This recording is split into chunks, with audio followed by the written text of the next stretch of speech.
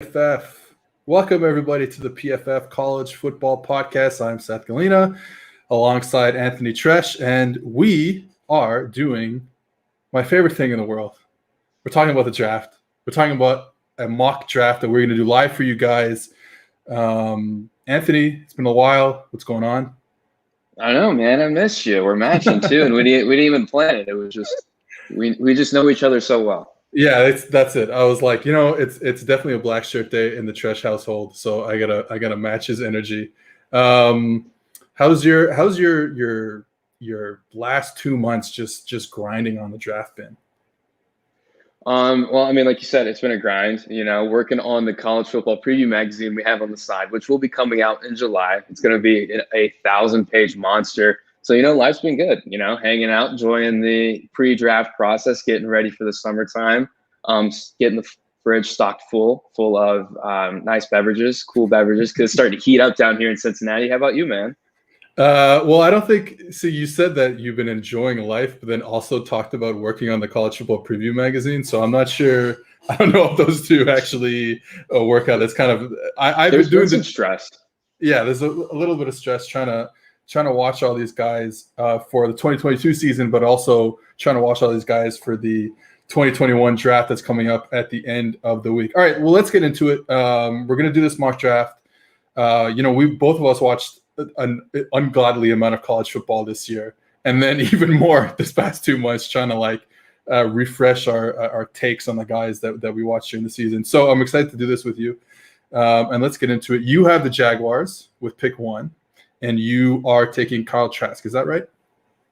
Yeah, if Florida fans know me so well. It was funny, too, because I put out my Guys article today. And who do you know? On the tweet, too, is Kadarius Toney. And I was like, look, Florida fans, we've come so far. You used to hate my guts. Now you're starting to like me because I'm the only one hyping up Kadarius Toney as he's falling down a bunch of boards. But it's not going to be Kyle Trask. It's going to be the obvious one, Trevor Lawrence. I mean, the guy produced a 90.0 plus grade, an elite grade, as we consider here at PFF in year 1, 2, and 3. Never seen it done by a true freshman, sophomore, or junior. And the thing is, this past season, he performed pretty damn good, even though the situation wasn't really up to kind of Clemson par, So as we talk about this, the two things that we're going to be using are the PFF mock draft simulator, pff.com/mock.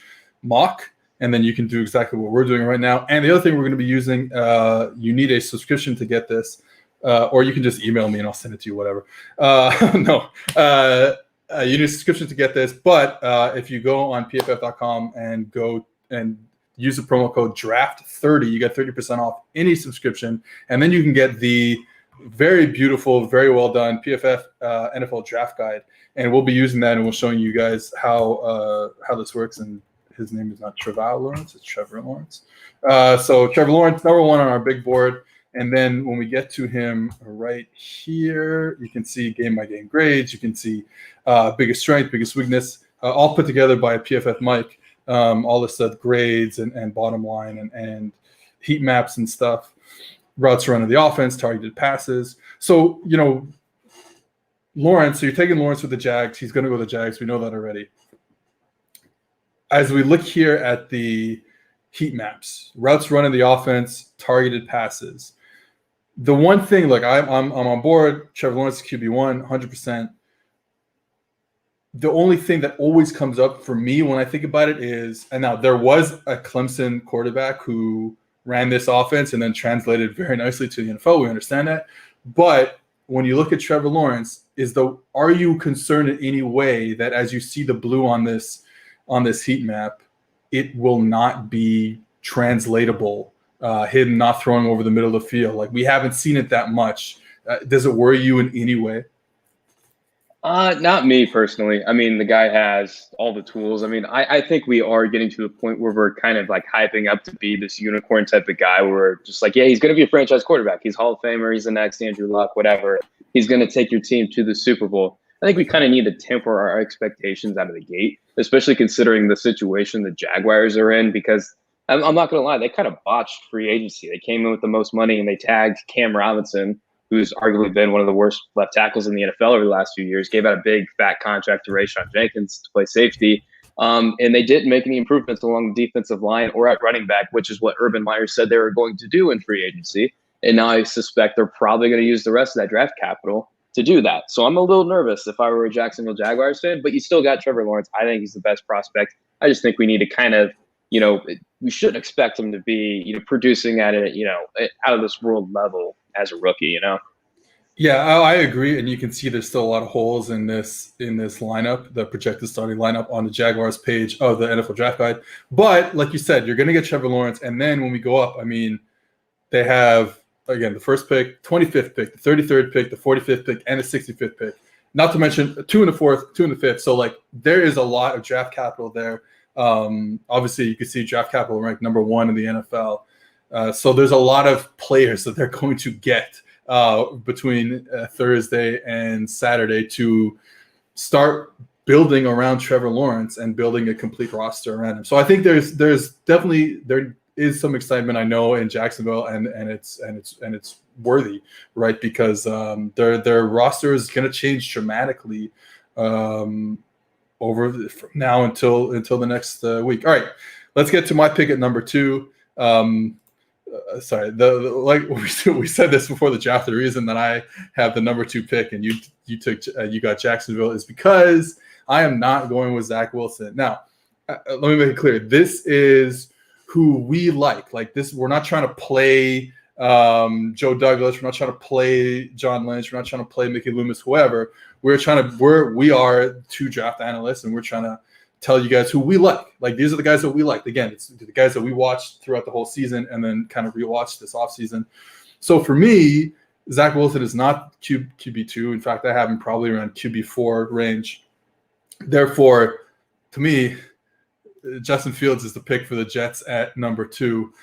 I think he's much better prospect. And I also think that, when I look back to just after the Andrew Luck year, which I believe is 2012. So 2013, 14, 15, 16, 17, 18, 19.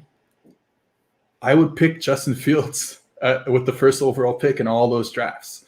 So for him to fall, and like he will fall to anywhere past number 2, that's insane to me. And honestly, what's your issue with Zach Wilson, though? I mean, the guy just broke the record for the highest single-season passing grade. All right, so I wrote this in my article today. You can go on PFF.com. You can find it. It really starts with level of competition that he faced this year with BYU. Not his fault. I mean, not anyone's fault that BYU had to change their schedule completely due to the pandemic and stuff like that. But when you turn on the tape, I just see bullies, and I think there was even a bigger difference. We talked about Alabama was the bully of the SEC, Clemson the same way in the ACC, Ohio State in the Big Ten, North Dakota State in the entire FCS. But I honestly believe that there's still a bigger difference between BYU's players on offense and the defenses they played against, even bigger than, kind of obviously even bigger than, Alabama, who won the national championship, who had the best offense of all time, going against those SEC teams. I mean, like they're SEC teams. I mean, they got 5-star athletes everywhere. They just did not see that this year. And what you end up with is defenses that did not play man coverage against them. I wrote this in the article. I think the 20th or 19th lowest rate of man coverage did BYU's offense see the whole year. So that, I've said this before on the podcast. I said this to you 8 months ago, and this is so anecdotal, so I apologize for this, but I play flag football quarterback.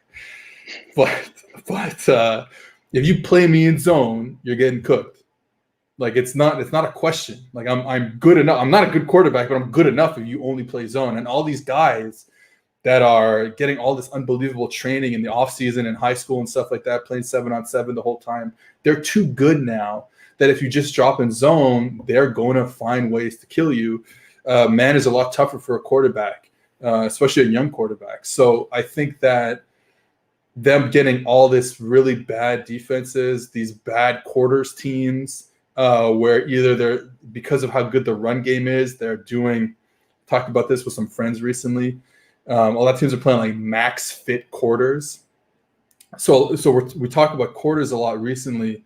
in that once you play with two high safeties, whether it's Tampa 2, cover 2, whether it's cover 4, cover 6, whatever you want to call it, you have to do certain things with your front to mitigate the fact that you don't have as many guys there that you would if you were playing a one safety defense, right? So teams have a lot of different ways of doing this. But what I noticed in the BYU tape with the defenses they were playing was they were kind of max fitting it still from quarters, which means the two guys who are playing on top of the slot receivers were often triggering really fast against the run. Means, they're lined up over the slot, but they're not really pass first players or run first players. Or the opposite, which is the two safeties line up at 10, 12 yards. Shallow ass safeties, let me tell you, compared to what like Alabama does or anyone in the SEC. Shallow safeties, triggering fast on the run. One of the most explosive run games in the country last year. I think everything was opened up for Zach Wilson. And I just don't think we know enough about Zach Wilson. B+ arm, B+ accuracy, I would say. As opposed to like last year, you would have A+ accuracy with Burrow, you would have A+ arm with Justin Herbert. So I don't think he's either of those. And then we have 2 years of middling production, only 1 year of great production, 3-star athlete compared to the 5 stars that we see with Justin Fields and Trevor Lawrence. So my confidence level is to say that he's at least quarterback 3, and I just happen to like Trey Lance, but just a bit more just aesthetically. So that's my Zach Wilson spiel. Like I'm just not that into it. So that's why I'm taking Justin Fields with the number 2 pick in the draft. Well, that was a good monologue, but I'm going to take him 3rd overall because I like Zach Wilson. I think I know you do. Good. I know you do. Well, I will say it kind of does feel like we're going to look back in a few years and then stack up all these quarterbacks again and think like, why did we have Zach Wilson as a consensus number 2 guy? Because like right from the get-go, it was Zach Wilson number 2, and I was very shocked that we haven't had more of a debate about him versus Justin Fields. And I am just absolutely flabbergasted that we're having the Mac Jones or Trey Lance over Justin Fields conversation. I'm a big Mac Jones guy. I like him more than Trey Lance. I really do not get the Trey Lance over Justin Fields because everything that Justin Fields does or everything that Trey Lance does, Justin Fields does better. And Trey Lance's biggest weakness, his accuracy, is arguably Justin Fields' greatest strength. It just doesn't make sense why now we're hearing reports about the Niners. It's down to Trey Lance or Mac Jones, and Justin Fields is not even in the conversation. It's very interesting to me. But with Zach Wilson, I mean, he did play very weak competition, but like we've never seen a non-Power 5 quarterback just absolutely shred this type of schedule in the manner that he did. I mean, he produced an elite passing rate above 90.0 in 8 of his 12 games played. The previous high by a non-Power 5 quarterback was just 4. We've only seen that four times from a non-Power 5 quarterback in a single season. Did that 8 with a little bit of a shortened schedule there. So, I think he is going to be a good quality starter, but I do think the gap between him and Fields is so much smaller than a lot of people are saying, and a lot smaller than the gap between Fields and Jones and Lance. I think Fields is closer to Lawrence than Wilson is close to Fields, if that makes sense. So that's kind of my – what are your thoughts on Fields, though? Like, we haven't really talked about him, but I think we probably agree with he's unbelievably accurate and unbelievable athlete, makes all the right decisions. So, yeah, exactly. And I mean, like you said, I mean, the guy can run a 4.4. I mean, he's going to be a legit dual threat. I mean, he's going to open up the offense. He can provide downfield passing. He's accurate downfield. He just doesn't really have those – anticipatory throws, throwing the receiver open because he didn't have to. I mean, that offense was just open throws left and right because of by design. And plus, he had arguably some of the best wide receivers in college football. Brian Hartline's just out there breeding route runners. He had 2 of the best in college football with Garrett and somehow convincing the best one to stay for another year. Dude, they're going to have the 2 best. They're going to have the best wide receiver duo in college football. It's not even going to be close next season. There's maybe as far as units go, the USC comes to mind that has the potential to get there. But entering the season, they undoubtedly have the best wide receiver duo. And that's who we had to throw to this past season. So, those are the big knocks on it. And 2, it's just the that Indiana game, right? Like the coverage rotations, the blitzes, that's the biggest issue. He holds on to the ball just a little bit too long. I just can't see him, not panning out in the NFL. I mean, there's just too much there for him not to work. Yeah, I think that's why I keep saying, and anyone who's had me on the podcast has heard me say it, or radio shows heard me say it, but for me, it's a confidence level thing. Like, we have two 5-stars, and then one with 3 elite years of production, one with 2 elite years, and then we have a 3-star with 1 elite year of production. So for me, the confidence levels has to be Lawrence, Fields, Wilson. All right, let's go to Atlanta. Atlanta is really where it kind of like starts like the domino effect with the draft to a certain degree. I mean, maybe San Francisco, but really it's Atlanta because no one knows what they think about themselves in terms of, are they thinking short term? Are they thinking long term? Obviously they gave Matt Ryan the extension, but they can get out of it next year. They can't get out of it this year. They can get out of it next year. So it's very interesting to see what they do. Now, my take on it is really going to be, hey, we still have Matt Ryan. Look, they haven't been good on offense the past 2 years in the Dirk Cutter era. We kind of like still think of them in the Kyle Shanahan, Steve Sarkisian time frame. That hasn't been the case for 2 years. They have not been good. They've been very average and not good enough for the talent that they've had on offense. So I feel, and like the defense is so bad that one player is not going to make a difference on defense, especially in this year's draft where there's not a lot of guys who you think of as a top 10 pick defensively. So therefore, let's ride with Matt Ryan for at least 1 more year, maybe 2 more years. Let's try and keep this window open for as long as we can. And therefore, to me, the pick is Kyle Pitts. With Pitts, my Pitts. I think he is. I think with the pass catcher group, they're all pretty tight in there between Chase and Smith and Waddle and Pitts. And I on the outside looking in, I would even kind of put Rashod Bateman in there as well. I think the team that gets like Smith or Waddle at like pick 12 or even Bateman at pick 12 is probably like going to get the most value out of it because we just don't know out of those guys who is going to be the best one. But it feels like Pitts is a no-brainer, like future Hall of Famer. We shouldn't have this much hubris in our evaluation, but still, it just feels so good I feel so good about Kyle Pitts. I know. Well, I think Atlanta really screwed up the Matt Ryan restructure, because they're pretty much locked into him for the next couple of years, and now they're thinking about trading Julio.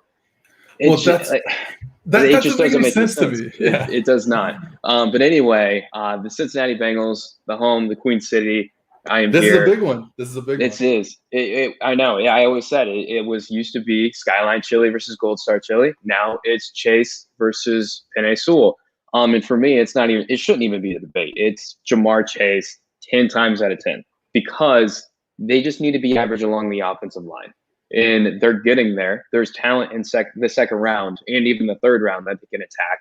With Ja'Marr Chase, his ceiling is so much more valuable than Penei Sewell's. I mean, if they both end up top 10 players at their respective positions in terms of, wins added, wins above replacement, WAR, PFF4, Ja'Marr Chase would be over 2 times as valuable as, Penei Sewell. And we could go back to their college season back in 2019 when both had historic years. Ja'Marr Chase was 2.5 times more valuable than Penei Sewell was, according to wins above average, which is the college version of WAR. So I think it's Ja'Marr Chase 10 times out of 10. This is what I would do. This is not predicting, but I do think at the end of the day, they are going to take Ja'Marr Chase. And for the Queen City, I think it's the best thing for him. And I want to see Bengals fans, happy this year because I've been trotting around here on Sundays going back and forth to the office, and it's just depressing. I'm not a Bengals fan, but I just want to see some joy for Cincinnati because it's been a while since they've been, good in sports. Cincinnati Bengals last year, I believe they had one of the lowest rates in the last few seasons in terms of their receivers making contested catches on 20-plus yard throws. So throws that are going to be 50-50 balls, especially the way that Joe Burrow likes to play.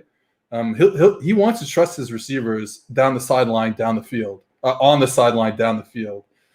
And you need guys like that. And AJ Green used to be that type of player, and he wasn't last year. Just age might have done that. Maybe he just didn't have the connection with Burrow. He's not there anymore. So I definitely understand going to get that type of player for Joe Burrow. And obviously we know that connection because we saw it, and that was it, right? They were running their sideline goes with Jefferson down the middle. History. It was the best connection in college football history. I don't know how you can pass it up. So yeah, I agree. Look, for me, I don't really care where they go. As a newly minted Cincinnati Bengals fan, I don't think they go wrong anywhere. I think with Sewell, you're talking about a guy who's kind of like Chase. His elite production started at such a young age. We have you would feel very confident that Sewell is going to be a very, very good elite tackle in the NFL. So I don't really care where they go. I think the optics are important there, and it's why I'm like kind of thinking that they will go with an offensive tackle just because of the injury. Because it's like, hey, where everyone is like, hey, dude, you got to protect your prize asset, your quarterback. I'm not saying they're right or wrong. I just think the optics of it scream going tackle. But I'm on board. Chase, love him to death. I think it would be a good pick for them. All right, so where are we going here? Oh yeah, we're going for. Let me put Chase in there.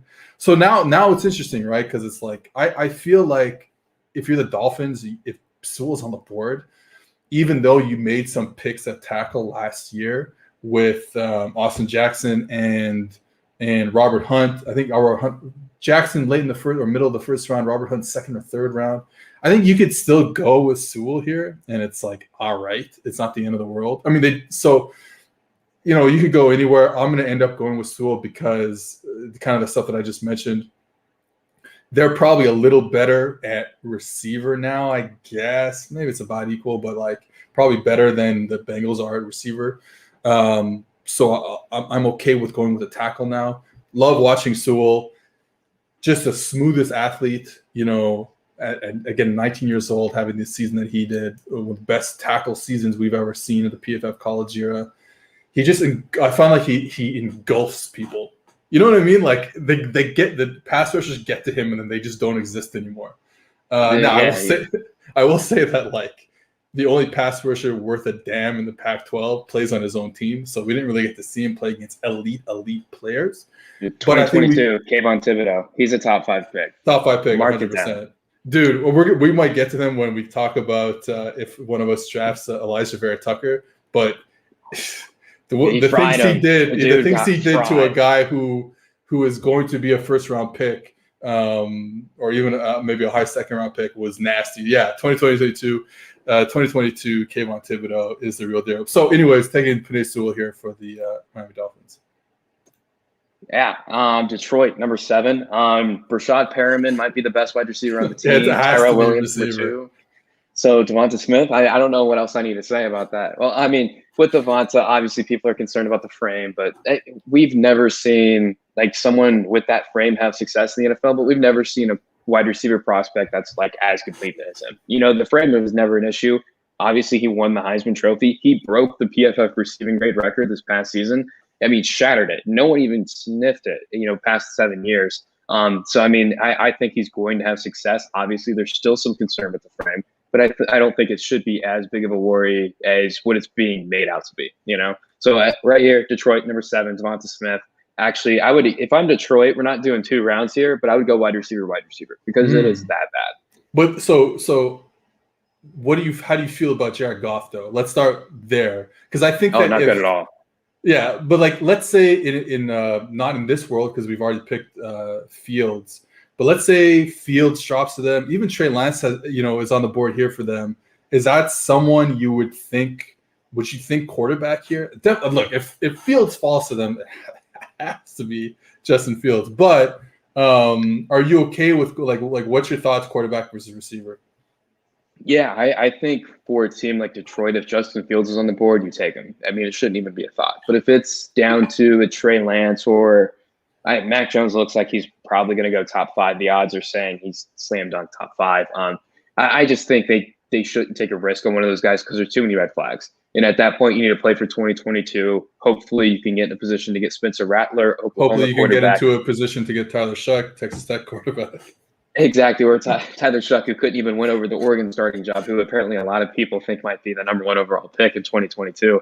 We don't know a lot about this quarterback class yet. Everyone's saying it's a little bit weaker, but we didn't know Zach Wilson was going to have this year. We didn't know Mac Jones was going to have this year. A lot can happen, but right now it's looking like Spencer Rattler's the only, and he's not even really a safe option, but I think he's the only guy that I'm confident in saying he's going to be a franchise starter at this point in time. I think you play for him because there's just so much more talent there. And they're a long ways from contending. And I think Mac Jones, Trey Lance, they need a little bit better of a supporting cast right out of the way.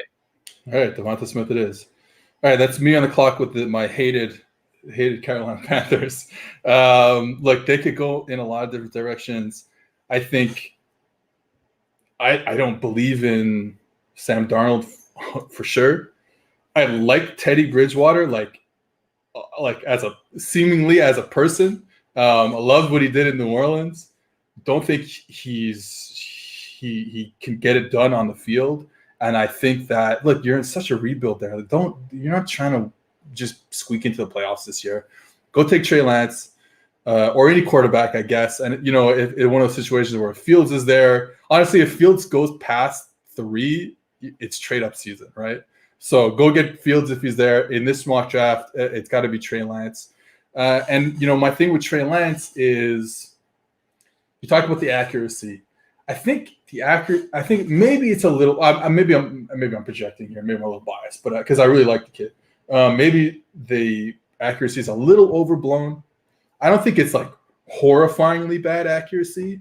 He does miss more than he should, but I think he does everything else right. You see him go through NFL progressions. You see him obviously right out of the box. Here, draw up all your quarterback run stuff because he'll dominate with that right away. And like I said, NFL type of progression-based offense that he had at North Dakota State, quick game offense, which still exists in the NFL, he's dominant at, which is why the accuracy thing is weird because he's pretty good underneath, throwing quick routes, slants, quick out, stuff like that. So I'm a fan of him. I thought he does a lot of good stuff when the pocket collapses, still able to make some really, really nice throws with bodies around him. So I'm a fan, and I think that if a quarterback is there for the Panthers at 8, I think they're going to go for it. Yeah, so we're doing this live. Someone made a comment, Lance at 8 but not 7. Why? It's because Seth loves Trey Lance. I do not love Trey Lance. I'm picking 7. He's picking 8. I don't know. There's just too much there. I mean, if he could not – the passing was really bad against Central Arkansas in that little showcase game he did, but he probably shouldn't have done. Let me make this. He has a cannon, but it was bad. My disclaimer is that I don't count that game in my findings. That game never happened. It didn't exist. So we just pretend it didn't happen. All right, I'm going to throw out the bowl game with Florida versus Oklahoma, and at that point, Kyle Trask might be a top 15 pick if he didn't play in that game. I'm not big on Trey Lance. I do think the accuracy is going to be an issue, but Seth's he's a quarterback guru, man. Boy. So I mean, you and Mike I've lost that status. I lost the quarterback guru status. Oh, from the Chargers social account. Yeah. And for those of you who don't know, when Seth got called out on his Justin Herbert takes, but it's okay. I did the same thing. I said a lot of mean things about Justin Herbert too. But we all did. A lot of people did. He proved us wrong, but we'll see if progression's in order. But anyway, number 9, Denver. I'm on the clock. You know who I'm going to take? I didn't take him at number 7 because Detroit's situation is god awful. They have the worst roster in the NFL. Yeah. Denver, on the other hand, we posted a roster. Very good roster. Yeah. You can see it here, right in front of you, right here. Look at all that green. Look at the green. Plus, Von Miller is a great for injured, but he is definitely a blue. So, right, and if we're taking the quarterbacks out of the equation, this is a top 3 roster. I mean, they're that good across the board. That secondary might be the best in the NFL. And so the situation's so much better. I'm going Mac Jones. I'm a Mac Jones over Trey Lance guy. He has the lowest negatively graded play rate we've ever seen in the PFF college era, the 7 years of existence. It was Joe Burrow in 2019. Mac Jones beat that out in 2020. It's just, we were talking about accuracy. Accuracy is king. He has it. He just completely, performed exceptionally well in that offense. I mean, obviously he was helped out to a certain extent with DeVonta there, with Jaylen Waddle those first 4 games and Steve Sarkisian, who ended up getting himself the head coaching gig at Texas. But still, he executed the offense to perfection. His performance against the blitz, the processing was just phenomenal. I think he's, I don't think he's going to be an elite NFL quarterback, but I think he can be a good NFL quarterback. And for the Broncos, who have Drew Lock right now, I think they would probably take that. I think a lot of teams would take that. About half the league would take a good quarterback. I don't care if he's going to be a Kirk Cousins type. I would, take the guy here. Otherwise, your roster is so good, you're just going to end up in quarterback purgatory, picking at 14 or 15 in 2022, and you're going to have no options. Yeah, I mean, I agree with everything you're saying, especially from the Broncos' perspective about the roster. It is a really, really good roster. The receivers are set. Line is set. Defense, forget about it. They should be pretty good next year. And they just need a quarterback. And I think we're both in agreement that Drew Lock is not it. I think they're another team that is like, hey, if Fields falls to them, if Fields falls past 3, trade up candidate 100%. Go get Fields, win a Super Bowl next year. I want more than anything for Justin Fields to be a Denver Bronco, because that roster, I'm not a Broncos fan, but I would just want that to happen because that roster is just so completely set. Him, Jerry Jeudy, Cortland Sutton, like you said, that defense with Vic Fangio, one of the greatest defensive minds as the head coach. I want that. I need that to happen. All right, let's get to Dallas Cowboys at 10. Dallas Cowboys are in a weird situation because I'm going to go with a defensive player here, but it does kind of feel like the same thing that I said earlier about the Falcons, where it's like one defensive player is not going to change the whole thing, but it just feels so right for them to go and take Patrick Surtain at pick 10. They need a corner for sure. And I know I don't know what Cowboys fans are thinking, like, hey, if they go and pick back-to-back Alabama corners, and maybe that's not what they want. But I think Surtain is just I think for me, he's the best corner. I think there's similarities to the wide receiver grouping in that probably the team that gets the most value is the team that gets who just waits and Caleb Farley falls to them at 22 or something like that. That's probably those value because we just don't know who's going to pan out. But to me, I would guess that it's going to be Surtain as the best one. Press coverage skills off the charts. I love the way he's able to recover. First of all, he's not going to give you a lot. He's not going to how should I say? You're not going to burn him early that he has to recover, but he can. And I think it's interesting. He's going to erase guys from the start of the play. He's like, hey, I'm covering this guy, quarterback. Don't even look at him. He's not involved in the progression anymore because I'm covering him. And I think that goes a long way in creating a very good defense when you can just eliminate receivers like that. And I think Surtain can do it. So that's why I think he's the pick for Dallas. I like it. I have no qualms there. And then now here, I am the New York Football Giants, and I'm not going to take a defensive lineman because they don't need a defensive lineman, even though they want a defensive lineman.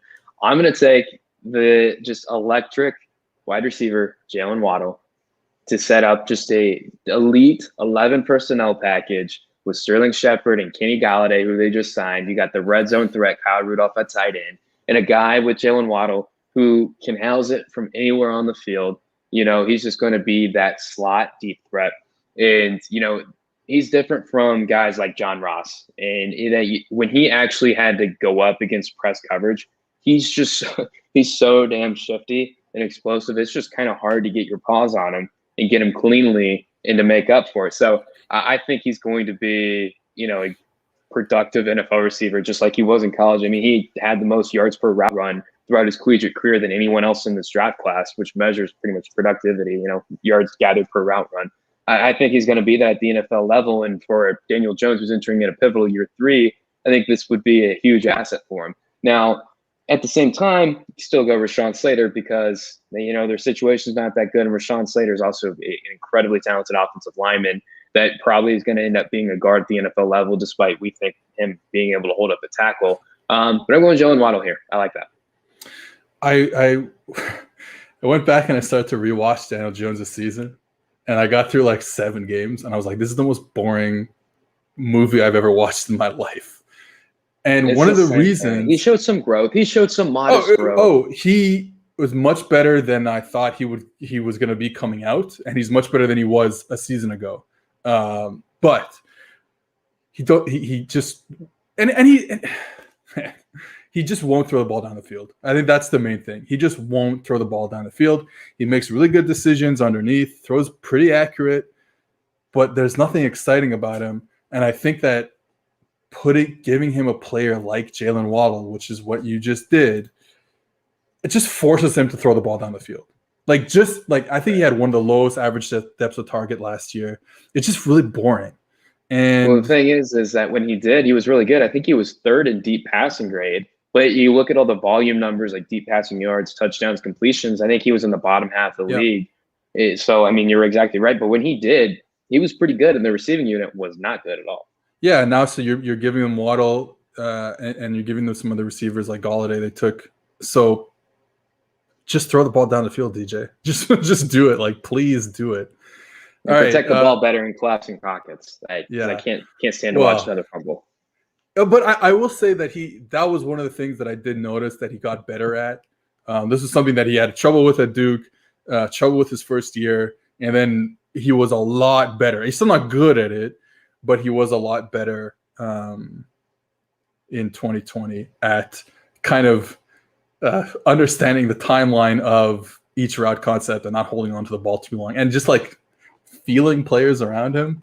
Like there's the awareness. The awareness is not there. All right, so I have the Eagles at pick 12. I'm actually going to go with another receiver here. One of my favorite receivers.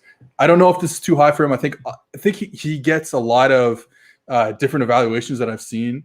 For me, he is this good, and I do know a lot of people think of him as a second-round player.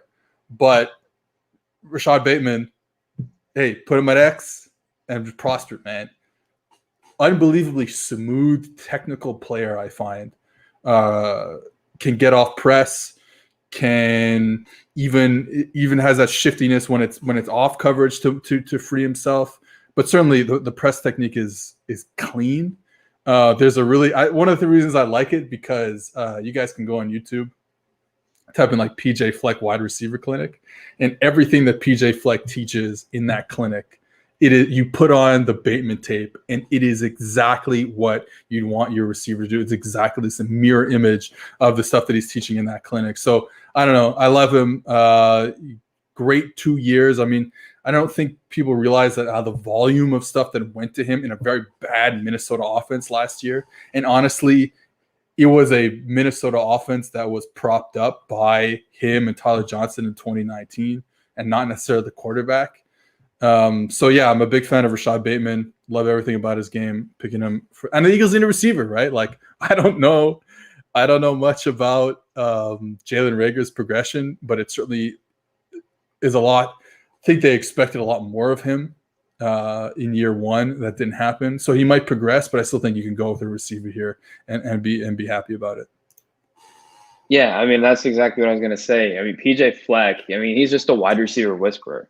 You know, the guy just breeds just incredible, talented wide receivers. And Minnesota's wide receiver situation for 2022, it's looking pretty bad. But I'm not going to discount them and say they're going to have one of the worst wide receiver units, because PJ Fleck is that good of a coach. And, you know, you have to give Bateman a lot of credit, too. The guy caught COVID right before the season, lost 10 pounds, moved to the slot after playing mostly on the outside. Still had a pretty good year in the games he played. So that is not a reach in my eyes. I couldn't even believe when people were saying he's a second-round talent. I was just like, he's not the most athletic, but the dude's just polished. You know, he has a pretty high floor in my opinion. But anyway, I am Los Angeles here at 13, and now I'm going Rashawn Slater because that Chargers offensive line was the second worst one in terms of PFF grade in the last decade, last season, and they made some improvements with Corey Linsley and Matt Filer, and they also are hopefully having a healthy Brian Bulaga here. But with Rashawn Slater, try him at tackle, and if not, you can put Matt Filer there because he has guard tackle versatility. And I think he's going to have the athleticism, the technical polish to really hold up at tackle, despite not having the ideal tackle size. But the dude was just automatic in 2019. I mean, he had an elite pressures across 11 games allowed. I was bummed we didn't get to see him last year, but at the same time, I'm not, because we got our guy Peter Skoronski, the true freshman, who's absolutely balled out for him. So there was some good there. So I'm going to go Rashawn Slater here at 13 to Los Angeles. And for everybody that's a college football fan, keep an eye on Peter Skoronski for the long term because that dude was an animal as a true freshman. All right, so I got the Vikings at pick 14. I think so. Like, if they're like, I had mocked Elijah Vera-Tucker to them. You know what? I might do it again right now. I'm just going to talk out my thoughts here. I think that probably offensive line, as you see here in the PFF mock draft simulator, you have needs, tackle, guard, both of them high priority needs for them. I think with Elijah Vera-Tucker, who I will go pull up over here, you're getting a guy who is versatile, played guard. You can go look at his snaps over here. So 926 snaps at left guard in 2019. And then they moved him to left tackle where he played the whole season there. So, you get him to camp, see what he can do. You can put him at any position if you're the Vikings because you need it. And I just think, look, they just need something inside to help Kirk Cousins. He's not a guy who likes – no quarterback does, but he really does not like interior pressure. He doesn't really like his centers and guards collapsing on him. So go get the best guy you can find here, and hopefully you can shore up that part of the offense and give Kirk Cousins, who, in my opinion, will win the MVP next year, another guy to just solidify that offensive line that's not very good. With Vera-Tucker, I am impressed by his size and his athleticism, even playing tackle. Thought his feet could be a little better, but I think if you move him inside, it's all right. I'm a really big fan of that player. Obviously, like we said earlier, had a rough go against the next year's top 5 pick, number 1 overall pick, maybe Kayvon Thibodeau gave him the business. Would he allow like 6 pressures or something like that? Yeah, it was a lot. It was a lot. But I really like this kid, and I think he fits perfectly with what Minnesota needs. So I'm going to go with Elijah Vera-Tucker. All right. I kind of like it. Now I'm in a tough spot here because we got New England at 15, and you know how I felt about what they did in free agency. And for those of you who don't know, I wrote an article at PFF.com highlighting that it was the most suspect free agency spending I have ever seen. And there's just so many different avenues that can go here. I'm gonna go ahead and go just best player on the board for me personally, and that's Caleb Farley, despite the medical issues. And I know I have Las Vegas coming up at 17, and I would love that fit right there. But for New England, I think they should probably trade away Stephon Gilmore, get what value they can because they don't have a lot of time left there with them. I think you take Caleb Farley, and I don't think there's that big concerns with the medicals as everyone's making it out to be. Granted, I'm not a medical doctor, but I'm going to hold out. And wait. You're telling me this now? I know. I'm not a medical doctor. I'm sorry if I came off as a fraud. But anyways, if he passed the medical reports where they literally MRI every inch of your body in Indianapolis. He passed them apparently, and his trainer Pete Bomarito down in Florida is saying he's good to go. I mean, the guy clocked a 4.2840 before his back operation in March, which was his second one. He had one in 2019, torn ACL in 2017. So those are the big concerns there. But the guy just has the physical tools. I mean, in Virginia Tech, didn't play a lot of press man, but he looked good playing, the reps we did see him. He has the body and the skill set and the athleticism to play at 6'2", 207 pounds. I mean, he has long, lanky arms. Like I said, the makeup speed for days. The ball skills are there. I think he's going to be a fantastic NFL corner. It's just the concerns about the medicals, but I don't think it should push him, any further than this range right there. So I'm going Caleb Farley from Virginia Tech, 15 to New England. All right, so I'm on the clock with the Cardinals. I'm excited because I get to pick the player who I think is like aesthetically maybe my favorite player in the draft, and that's 3 technique from Alabama, Christian Barmore. He's a big dude. First of all, I would say like most PFFers like Christian Barmore more than the other draft evaluators, and I certainly do. There was times when I thought of him as a top 10 pick. I don't think that anymore, but I think 16 to the Cardinals is a nice spot for him. Love his use of hands. I love how nimble he is with his feet. He's like a ballerina out there in the mold of. I'm not comping him to him, but in the mold of Aaron Donald, in the way that Aaron Donald has changed what we expect a 3-tech to look like.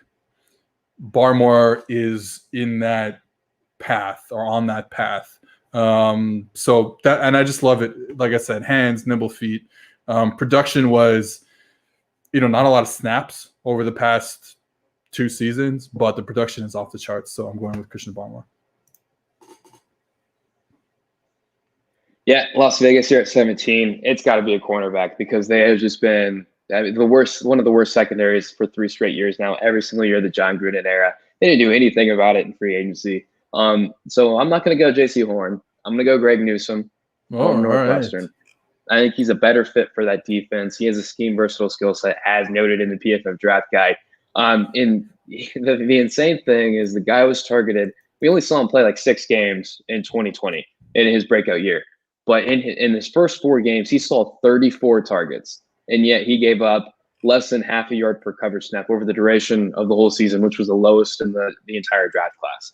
I think, this might be a little bit high. I think their ideal scenario is Caleb Farley being there, which he probably will be on draft day. But with Jaycee Horn, the guy's he needs to be a sole press man corner. He needs to go to a team, like New England ideally, but I like Caleb Farley more. So, I think playing that Gus Bradley cover 3 Seahawk read step there, I think Greg Newsome is the better option there. All right, yeah, me too. Let me put this guy up there. All right, I had Miami last time, right? Yeah, so I get Miami again. Yeah. Okay, so Miami at 18. I think going a few different directions. We took the tackle for them, so now you're not looking at getting a tackle. I'm going to go with, maybe this is a little off the board. I'm going to go with Jeremiah Owusu-Koramoah again because I like him. He is like the most explosive player that I've seen, especially at that position, playing nickel in the Notre Dame defense. His first step is so explosive. He's fun to watch, man. He's just fun to watch. Can he play nickel in the NFL? I don't know. Honestly, I couldn't tell you that. I remember there's a rep against Louisville in 2019, maybe 2018, I think 2019, where Tutu Atwell just burns him. But look, so that would be a concern, and therefore it's not like the best scheme fit in Miami with all the man coverage they play. But if you move him to Will, maybe that's where he can play at a high level. He ended up with a lot of box reps. And not like as a Sam linebacker where he's just like covering the tight end kind of on the edge of the line. He was a box linebacker when something that I noticed when I was watching the tape is like when teams would go formation into the boundary, which is a thing that's in college and not really in the NFL, where you put all your receivers to the short side of the field. A lot of teams will put the nickel to the weak side of the field, right? He's going to go to wherever the slot receivers are. But what Notre Dame thought they could do, because he's a hybrid nickel linebacker player, is they could just bump everyone down. So he would go bump down as kind of like a Mike linebacker, or I guess in like a Will type of player. And he was all right there. So I think he can play there. I think Miami could use him in a bunch of different ways. Like I said, can he play against slots man-to-man in the NFL? Probably not. But if he can, he's the best player of all time. So that is one thing. But I just love the tape, man. He's so aggressive. He fires off the ball so quickly. Just one of my favorite players, so I wanted to pick him. I like it. Even with Micah Parsons on the board, I totally respect that. And, I've been a big proponent of not taking Micah Parsons in the top 10, but here at 19 with Washington, I think it's pretty good value. I think he is, in the conversation for one of the better off-ball linebacker prospects we've seen in recent years. The really big knock on him is we didn't really see him play, a really difficult coverage role in Penn State's defense. He didn't really see a whole lot of reps in man. He didn't really have a whole lot of plays on the ball, and the grading reflects, the just kind of the lack of coverage experience there. But I think he's going to be a weapon, at the NFL level, and really justifying him to be a top 10 pick. He would have to produce at like a Bobby Wagner, Luke Kuechly type every single year to say he's going to be, a top 10 pick, just as far as value generated.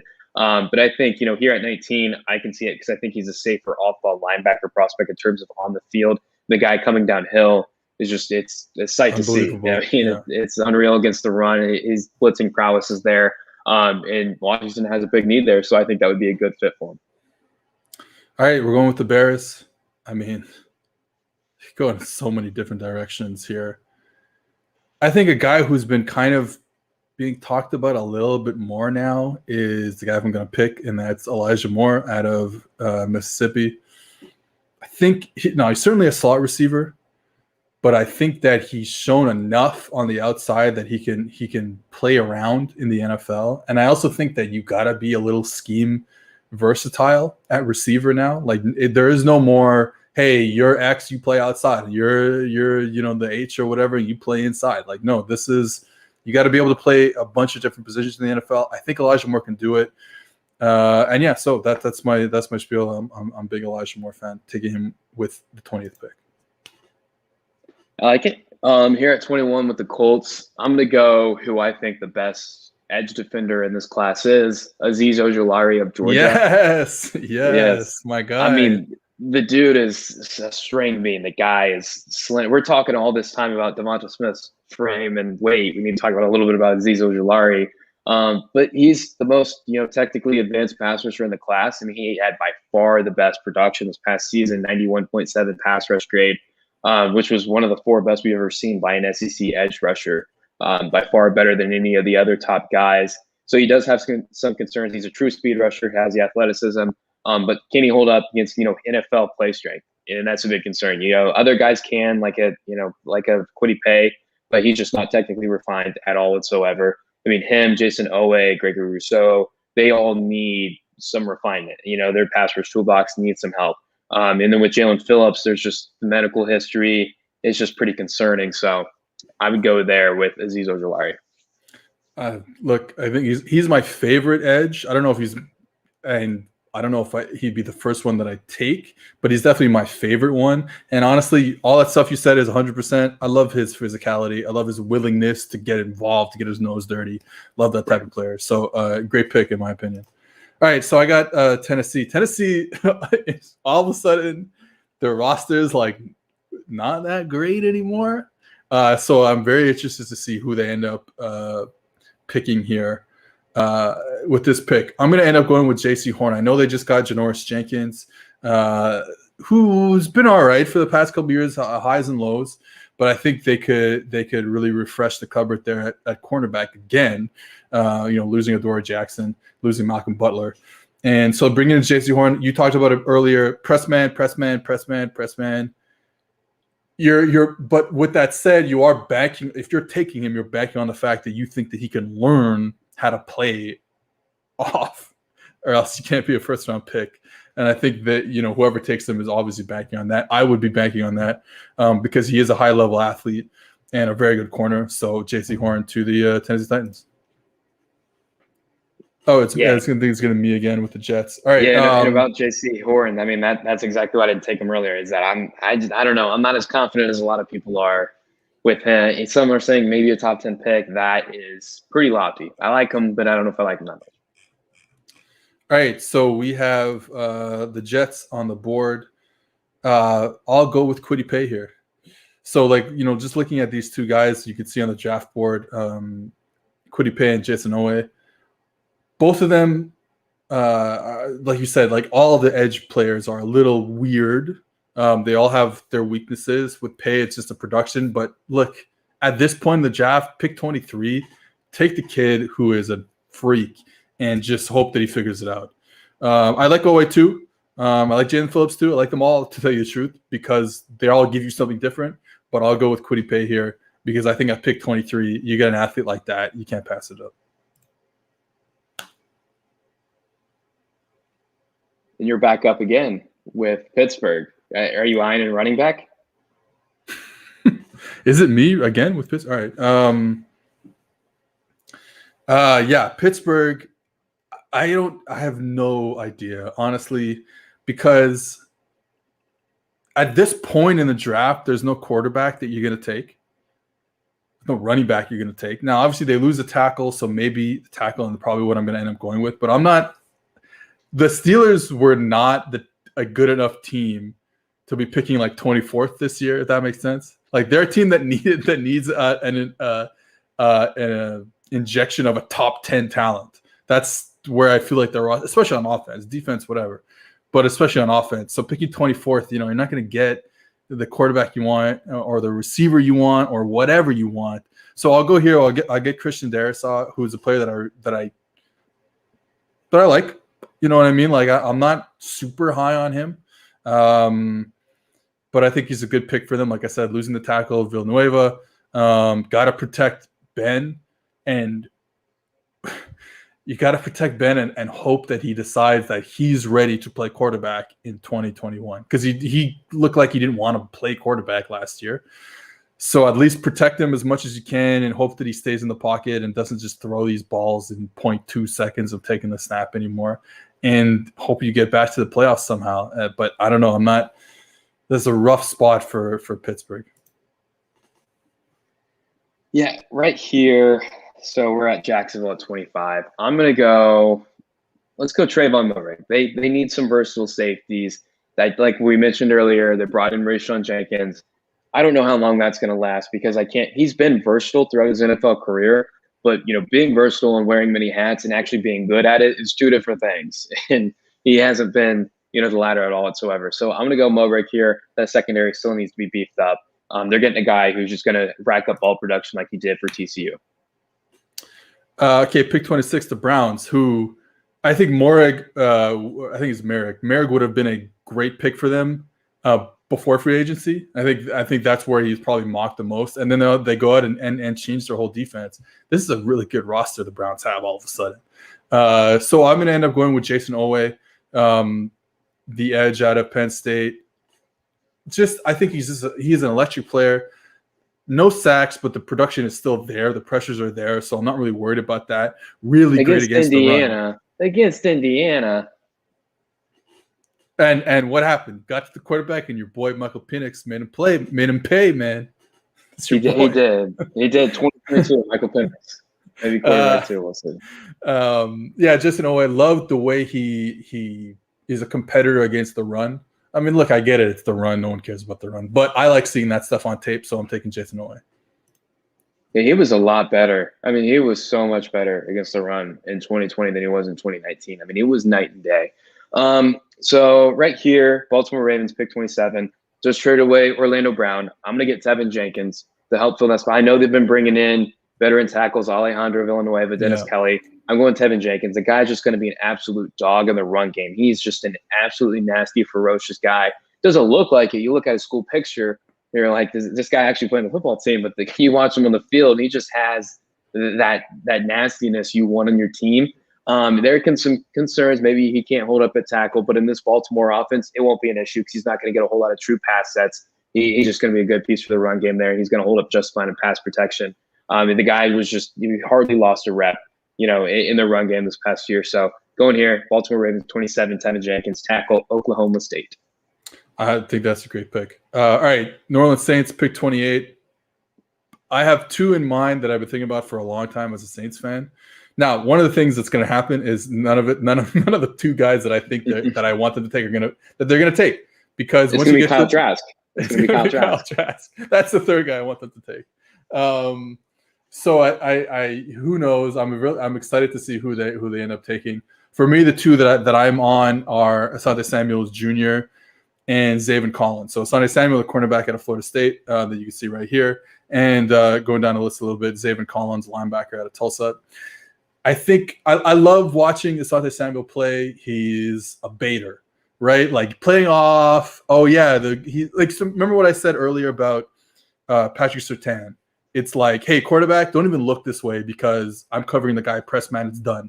And with Asante Samuel, it's, hey, look, there's a receiver. He's wide open. Why don't you throw it to him? And then he comes down and makes a great play on the ball. So I love that type of cornerback.